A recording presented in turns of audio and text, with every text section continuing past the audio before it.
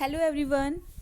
आज आपको the judgement seat of Vikramaditya का सेकंड पार्ट पढ़ाया जाएगा। इससे पहले आपको फर्स्ट पार्ट पढ़ाया जा चुका है, तो चलिए शुरू करते हैं आज का lesson.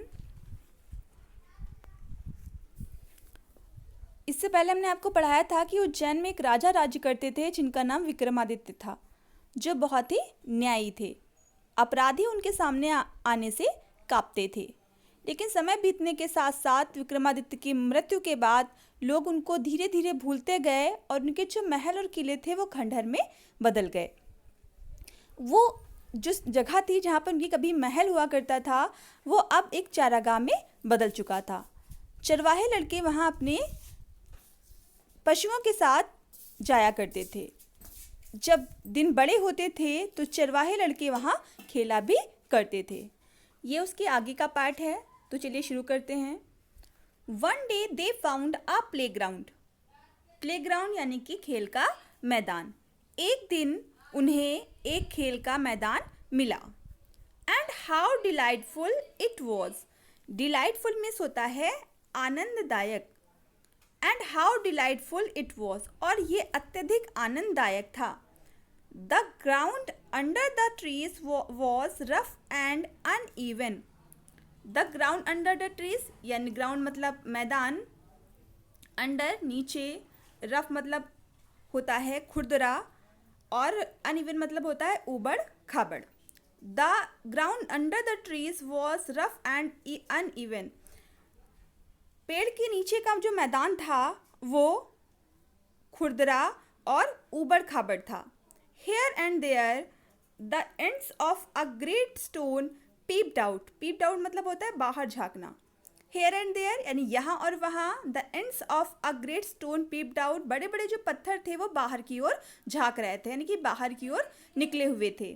And in the middle, और बीच में, middle में हो जाएगा बीच में, there was a green mount.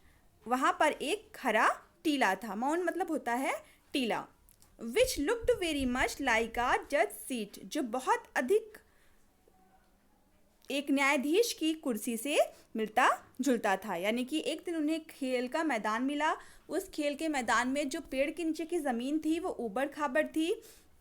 यहाँ और वहाँ बड़े बड़े पत्थर बाहर की ओर निकले हुए थे। उसके बीच में एक हरा टीला था जो दिखने में बिल्कुल एक राजा के सिंहासन के समान प्रतीत हो रहा था। At last one of the boys thought so and seated himself on it. At last मतलब अंत में। अंत में one of the boys thought so, एक लड़के ने ऐसा सोचा, and seated himself on it, और वो उस पर जाकर बैठ गया, यानी वो उस टीले पर जाकर बैठ गया। I say boys, मैं कहता हूँ लड़कों, he cried, वह चिल्लाया। cried मतलब होता है चिल्लाया, यानी वो लड़का जो उस सिंहासन पर बैठा था उसने चिल्लाकर कहा, लड़कों मैं कहता हूँ, I'll be the judge and you can bring all your cases before me.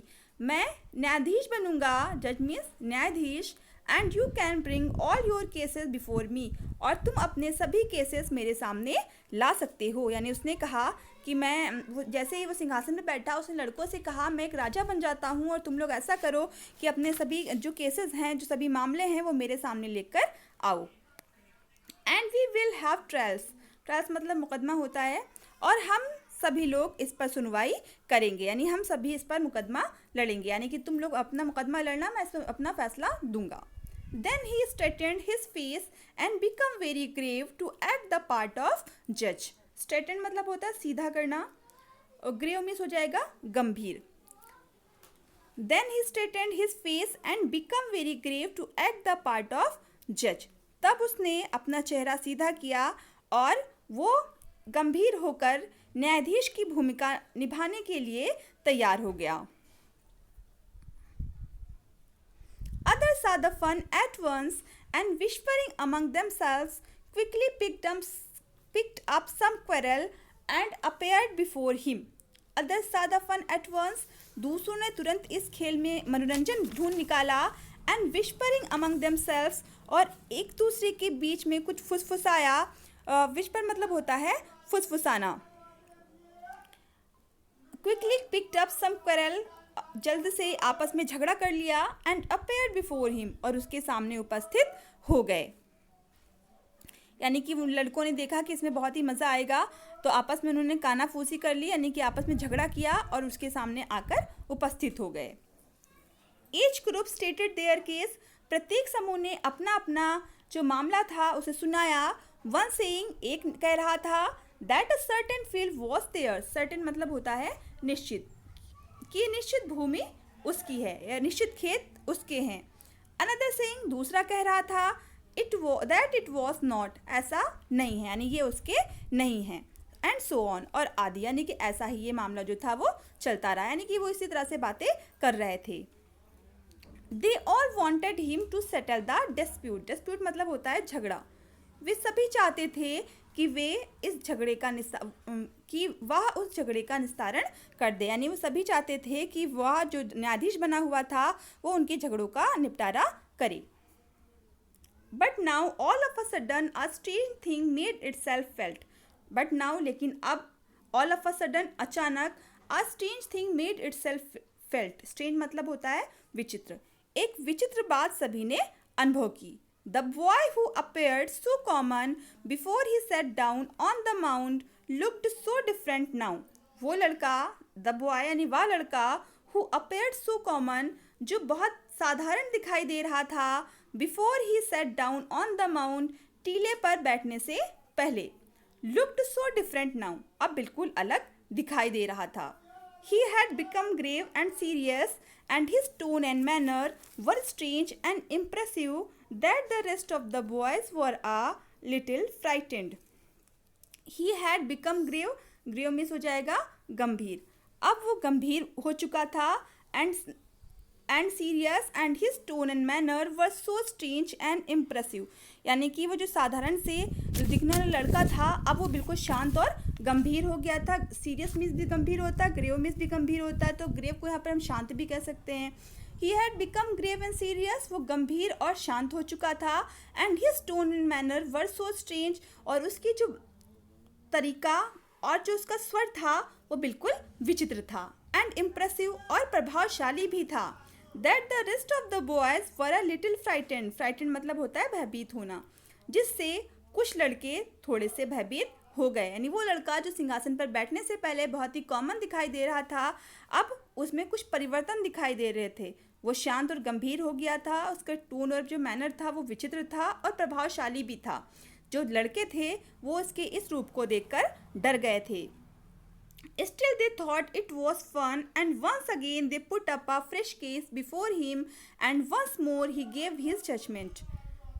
Still they thought it was fun, फिर उन्होंने सोचा it was fun, ये केवल एक मनोरंजन है। and once again, और दोबारा, they put up a fresh case, वे एक नया मामला लेकर आए, before him, उसके सामने, यहाँ पर before का सामने है, and once more, और एक बार दोबारा, he gave his judgment, उसने अपना फैसला सुनाया। judgment मतलब न्याय, निर्णय, फैसला।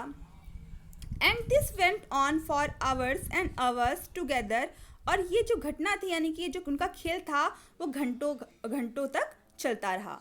he sitting on the judge seat, वो न्यायाधीश की कुर्सी पर बैठा रहा। listening to complaints, complaints means हो जाएगा शिकायतें, और शिकायतों को सुनता रहा। and pronouncing sentences with the same gravity, और अपनी सभी फैसलों को वो उसी गंभीरता के साथ सुनाता रहा, यानी कि वो बड़ी गंभीरता के साथ अपना निर्णय देता रहा। Till it was time to return, जब तक कि वापस लौटने का समय ना हो गया। And then he jump down from his place and was just like any other cowherd, जब वापस लौटने का समय हो गया तो क्या हुआ? And then he jump down from his place, तब वह अपनी जगह से कूदा। And was just like any other cowherd, और वो दूसरे चरवाहो लड़कों के समान ही हो गया। काउहर्ड मतलब हो जाएगा चरवाहे लड़के। From then onwards, so famous did this cowherd become that all the complicated disputes were put before him. From then onwards, यानी इस घटना के बाद से, so famous did this cowherd, ये जो चरवाहा लड़का था वो इतना अधिक प्रसिद्ध हो गया, फेमस मीन्स हो जाएगा प्रसिद्ध, become that all the complicated disputes were put before him, कि सभी जटिल जो केसेस थे, यानी कि जो झगड़े थे, कॉम्प्लिकेटेड मतलब होता है जटिल, डिस्प्यूट मतलब झगड़े, यानी कि इस घटना के बाद वो इतना अधिक प्रसिद्ध हो गया था कि जो सभी गंभीर विवाद होते थे वो उसके सामने लाए जाते थे। वर्क पुट बिफोर ही, मैंने उसके सामने रखना या उसके सामने लाया जाना। And always the same thing happened, और हमेशा वही घटना घटित होती, हैपेंड मतलब होता है घटित होना। The spirit of knowledge and justice would come to him and he would show them the truth. Spirit मतलब आत्मा, नॉलेज मतलब ज्ञान, जस्टिस न्याय। The spirit of knowledge and justice would come to him and he would show them the truth. हमेशा एक ही घटना घटित होती, और वो क्या घटना थी? ज्ञान और न्याय की आत्मा उसमें आ जाती थी और वह विवेकपूर्ण न्याय कर दिया करता था, यानी कि वो बहुत ही अच्छा फैसला करता। But when he came down from his seat, और जब वो अपने सिंहासन से नीचे आता, यानी अपनी कुर्सी से नीचे आता, he would be no different from the other boys, तो वो दूसरे लड़कों से बिल्कुल भी भिन्न नहीं होता था, या दूसरे लड़कों से बिल्कुल भी अलग नहीं होता था। डिफरेंट मिस होता है अलग, यानी कि अब इस घटना के बाद वो इतना अधिक फेमस हो गया था कि दूर दूर से लोग उसके पास आने लगे थे, और जो कोई कॉम्प्लिकेटेड डिस्प्यूट्स होते थे वो उसके सामने रखने लगे थे। और हमेशा एक ही घटना घटित होती थी, और वो क्या घटना थी कि न्याय और ज्ञान की जो आत्मा थी वो उसमें प्रवेश कर जाती, और वो उसे सच का सामना करा देती, और वो उसके अनुसार फैसला सुना दिया करता था। Gradually this news spread through the country side. Gradually means होता है धीरे धीरे। दिस न्यूज़ स्प्रेड मीन्स मतलब होता है फैलना। थ्रू द कंट्री साइड, धीरे धीरे ये खबर जो थी वो ग्रामीण क्षेत्रों में भी फैल गई। कंट्री साइड मतलब गांव का इलाका। Grown up man and women from all the village would bring their disputes in the court of the cowherd boy, and always they received a judgment that both sides understood and so went away satisfied. Grown up men and women from all the village, सभी गांव के वयस्क, grown up means वयस्क आदमी और औरतें अपने अपने झगड़े उसकी अदालत में लाने लगे। उसकी किसकी? चरवाहे लड़के की। And always they received a judgment, और हमेशा उन्हें ऐसा न्याय प्राप्त होता, रिसीव्ड मीन्स होता है प्राप्त होना, that both sides understood and so went away satisfied, जिससे दोनों जो पक्ष होते थे वो संतुष्ट होते थे, यानी उसे समझ जाते थे, and so went away satisfied, और वो संतुष्ट होकर वहाँ से चले जाते थे। satisfied मीन्स होता है संतुष्ट होना। ये आज आपको इसका सेकंड पार्ट पढ़ाया गया है, इसके बाद आपको थर्ड पार्ट पढ़ाया जाएगा।